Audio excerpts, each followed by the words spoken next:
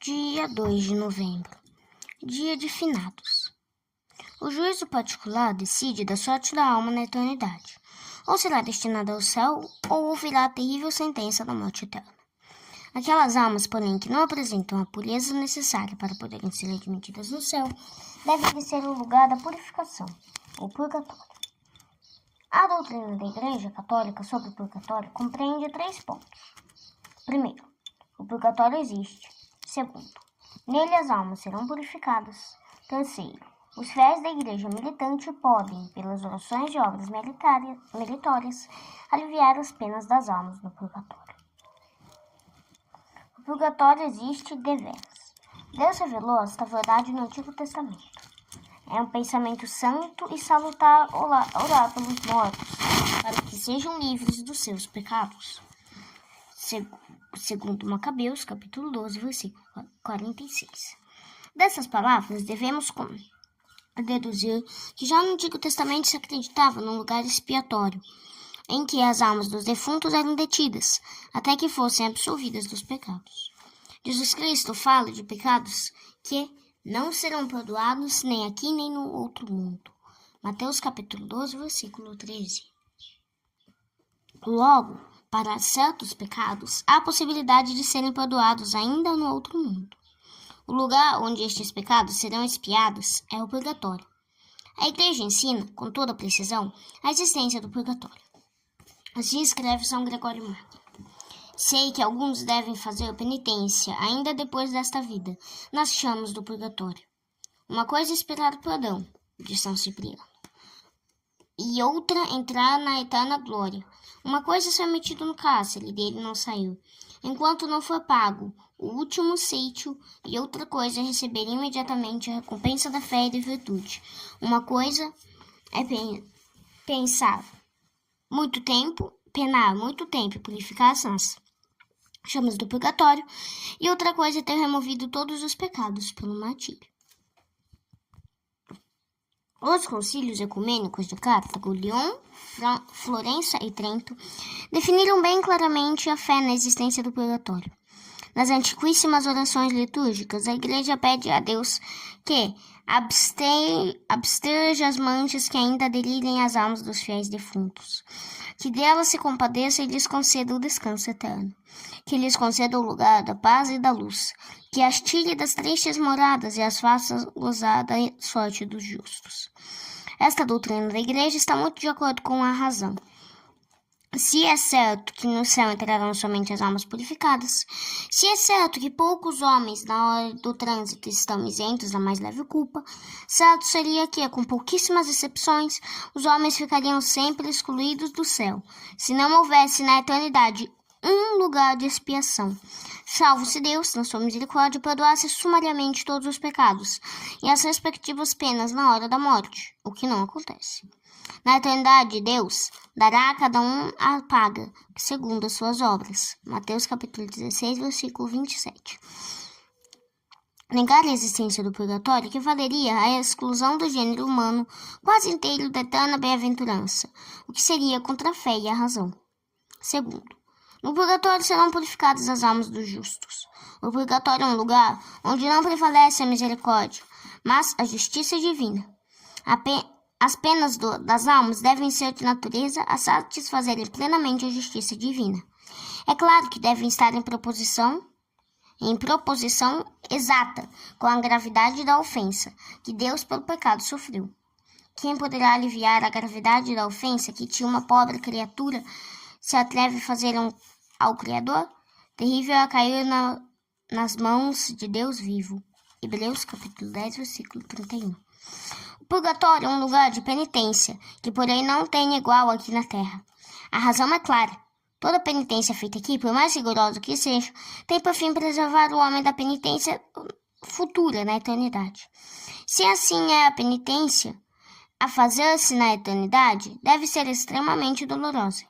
Se os maiores santos castigavam o corpo com tanto rigor, se os primeiros cristãos prontamente tomavam sobre si as disciplinas mais ásperas e humilhantes, não era para outro fim, senão livrar-se deste modo das penas temporais na eternidade. Se os rigores dos santos e as penitências públicas que estavam em uso no tempo da igreja primitiva não suportam comparação com as penitências do purgatório, forçou-os a concluir que essas devem ser muito dolorosas. O purgatório é um lugar de purificação que assustaria, porém, os maiores penitentes, os mais dedicados amigos da cruz. Por quê? Porque a purificação realizada no purgatório é inteiramente diferente daquela que Deus costuma aplicar nesta vida. A purificação feita aqui é meritória, em atenção à paixão e morte de Jesus Cristo. A purificação, porém, no purgatório é um sofrimento que não oferece o menor merecimento. São penas de que a alma, contra a vontade de Deus, se tornou merecedora pelos pecados. Davi pediu a Deus: Senhor, não me águas em teu furor, nem me castigues em tua ira. Isto, segundo a explicação de Santo Agostinho, quer dizer: assisti-me, ó meu Deus, para que não mereça a vossa ira, isto é, as penas do purgatório. Terceiro, quem são aquelas almas que penam no purgatório?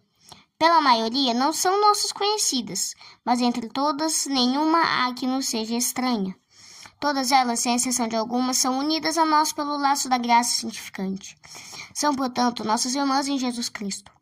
Como não negamos o nosso socorro ao nosso irmão grandemente necessitado, não devemos negá-lo às pobres almas, que sofrem incomparavelmente mais, sem ter a possibilidade de melhorar a sorte. Ainda mais quando temos em nossas mãos meios poderosos para aliviar-lhes as dores.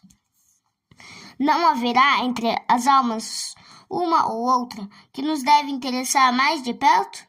Descendo em espírito às trevas do purgatório, lá não descobriremos talvez as almas dos nossos pais, parentes, amigos e benfeitores? A caridade e gratidão não exigem de nós que lhes prestemos o nosso auxílio? Não têm elas direito à nossa intervenção, ainda mais quando as penas lhe forem causadas por pecados que o cometeram talvez por nossa culpa? É natural e justo que demos expansão à nossa dor, quando um dos nossos queridos entes nos é arrebatado pela morte. O verdadeiro amor, porém, exige de nós mais alguma coisa. Cumpre que unamos as nossas lágrimas ao sacrifício de Jesus Cristo no Gólgota. Cumpre que a nossa dor seja uma dor ativa, como ativa também foi a dor que Jesus Cristo sentiu junto ao túmulo do amigo Lázaro. A nossa dor pela perda dos nossos pais, parentes e amigos não se deve limitar a manifestações exteriores. Por mais ricas que sejam as coroas depositadas nos túmulos dos nossos mortos, por mais vistosos que se lhe apresentem os monumentos que lhes são que lhes erigimos sobre os restos mortais, não preservam o corpo da decomposição, nem defendem a alma contra os tormentos do purgatório. Não querendo fazer-nos culpados da ingratidão e inconsciência, é misto que empreguemos os meios que a Igreja tão generosamente nos oferece, como sejam a oração, a recepção dos santos sacramentos, em particular a Santíssima Eucaristia, os santos sacrifícios da missa, obras de penitência e caridade, as santas indulgências, etc. Um Padre Nosso rezado com devoção e humildade pelas almas vale mais que muitas coroas de grande valor. Uma santa missa celebrada pelo descanso eterno de uma alma aproveita-lhe infinitamente mais que um suntuoso monumento, porque a santa missa é o sacrifício expiatório por excelência. O espírito pagão, que, com sua ostentação vaidosa e balofa, se infiltrou em todas as camadas de nossa sociedade, procura também se insinuar no santuário, o que em grande parte já conseguiu. Como são diferentes os enterros de hoje daqueles que os primeiros cristãos faziam nas catacumbas? Naquele tempo havia muita devoção e pouca flor. Hoje há, pelo contrário, uma imensidade de flores e coroas, e pouco ou nenhuma devoção. Os primeiros cristãos levavam os defuntos ao cemitério, cantando psalmos e recitando orações. Os cristãos de hoje acompanham os enterros por simples formalidade, sem lhes vir a ideia de rezar uma Ave Maria sequer pelo descanso do falecido. Os primeiros cristãos confiavam os defuntos com muito carinho à terra, como uma semente preciosa da futura ressurreição gloriosa. Os enterros de hoje são quase destituídos por completo de tudo que possa lembrar as verdades eternas. Com bela devoção às almas do purgatório, agradável a Deus, proveitosa às pobres almas, é utilíssima a nós mesmos.